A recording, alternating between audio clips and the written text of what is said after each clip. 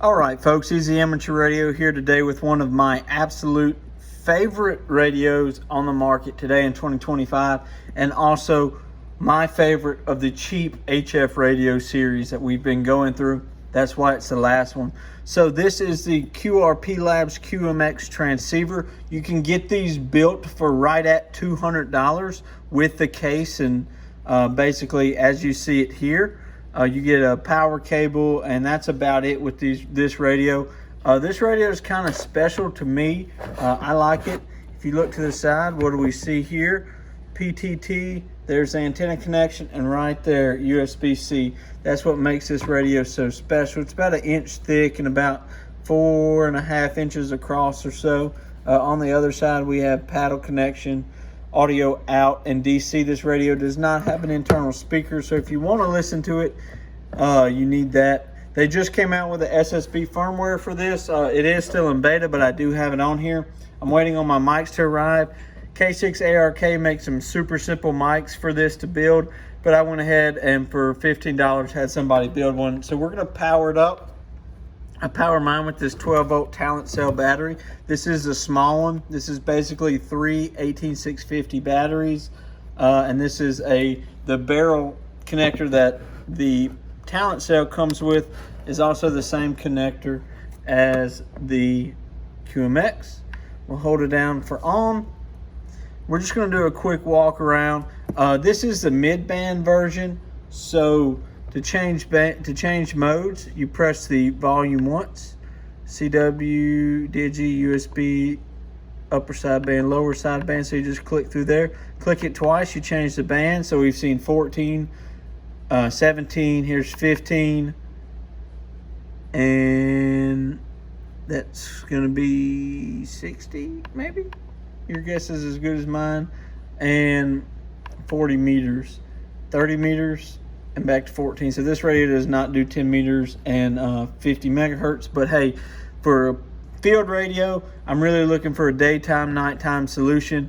20 meters during the day, 40 meters at night. For the size of a deck of playing cards, I'll take that all day long. Great radio. Let's look at the menu options.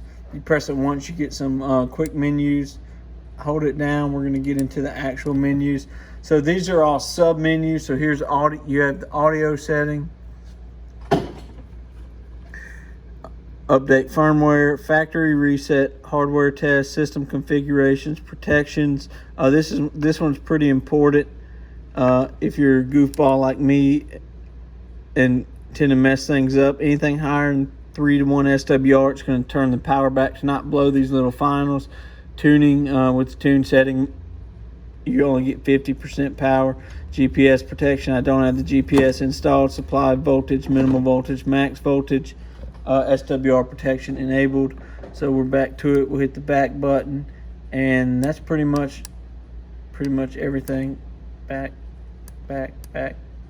and that's it. So we're gonna get this radio on FT8. Check it out. This radio is advertised at 3 watts. 3 to 5 watts on 12 volts, 13 volts, things like that. You can run this radio off a 9-volt battery. They do offer just a 9-volt battery, but you can run these off of some stable 9 volts. You're just not going to get the full power. You're only get about a watt and a half. But we're going to go ahead and jump over to the computer, look at it on FT8, and see what it's doing. Easy Amateur Radio here, guys, with another cheap HF radio. If you're looking to get started in HF radio, you're on a budget, you can't afford something like a Zygu, or you just want a cheap HF radio to tag along with you, the QRP Labs QMX Plus transceiver is a great radio. Now this is a big brother to a video that's coming on my favorite cheap HF radio, which is the QMX, just the regular QMX with the sideband functionality. So here we go. This is it. You can see it's got a really similar face. You're looking about 2 inches by 4 inches on the face right here, and you have your headphones, mic and paddle. You have menu buttons down here and your tune buttons right here on the vertical. Underneath it, powering it, this is a Talent Cell 18650 battery pack. It puts out 12 volts, but you can charge via USB on it. It has the same barrel connector as the radio. Before we turn this bad boy on, We'll flip it to the back and show you on the back. So right here you have the RF output. You have a GPS capability. QRP Labs sells a GPS module. I actually have it with this radio. The auxiliary port, PTT, like for an amplifier, USB-C, and a DC barrel jack for power. This is what it looks like. It's the same one the Talent sells. If you're going to get one of these QRP Labs radios, go ahead and get a Talent cell battery with it. These things rock and they last forever. The small one I've been using for, I think, 2.5 days. It's only 3 18650s. I think this one is 9. And no, excuse me, this one's 8. And it's been going for about 3 hours probably so far, running FT8 on a 5-watt transceiver. It's doing really well, actually. So we'll go ahead and turn this on, take a walk around everything. If you've seen my videos on the other cheap HF radios, this one's very similar. So we're going to go through the keyer, the RIT, and the menu like usual on these QRP Labs radio, VFO, preset, and then A bands and B bands. So something interesting about this is that you can only run FT8 with this on the A band. I found that out. I got really frustrated, but I figured it out and it works out fine. So make sure you're on the A band right here. We'll go ahead and click through the modes with a single press on the VFO, on the volume knob, lower sideband CW, digital, and upper sideband. And then down here on the bottom, you have your CW rate and your message and the VFO knob. So we can, we can twiddle around right there. It kind of starts off by default on the FT8 frequency. So let's go ahead and click through the modes. I really like this radio because it's 50 through 160. So it covers all your HF bands and things like that. So we'll double click and we'll click through. There's 15 meters, 12 meters, 10 meters, 6 meters, 160, 80, 60, 40, 30, back to 20. So there you go. All your bands covered in this little box. This thing's about 10 or so inches long.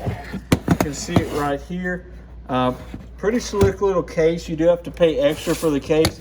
You can get this radio for right around $200, $215. QRP Labs, if you want Hans, the creator, to get a kit builder to build it for you, you're looking at somewhere around a 3-month wait right now in 2025. I waited 6 months for my original QMX, later sold it. The QMX, the small one, is one of the few radios I regret selling. I'm not going to regret selling this. I'm only looking for a daytime and a nighttime band and a portable, but more bands means more options and more fun. I have added the beta SSB firmware. Today is the beginning of June 2025.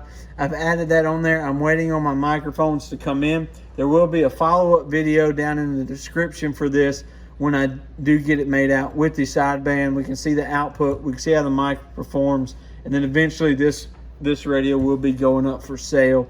But this is the QMX Plus, and it's called the Plus because you get the entire band selection and not just the QMX. But we'll go through the menu and kind of show you around the menus. It's very, very similar to the original QMX. So we have the audio, CW, digital, SSB, presets, messages, VFO, beacon, display controls, your protection levels, system configurations, hardware tests. We'll go back to protection. If you're a dummy like me and you have an accident and might blow a radio up, go through this protection submenu. We'll go ahead and click through it. There's your SWR protection to turn the power back, the threshold, the tune, GPS, and then a few other voltage protections, max, minimum, stuff like that. Hit the back button one more time. We'll go back into the menu. There we go, protection, system config, hardware test, factory reset, update firmware, back to audio. So that's a walk around the QMX Plus. We're gonna go ahead and get this thing on FT8, show everybody how it does. All right, guys, Easy Amateur Radio here, over here at the wiry, messy desk. So we have the QRP Labs QMX, ran by the small Talent cell. on the back. And here's the ATU-10. Eventually this little dude will be strapped to the back of the battery and have a modular system. Very small and compact. You can see it gives you the SWR and the watts.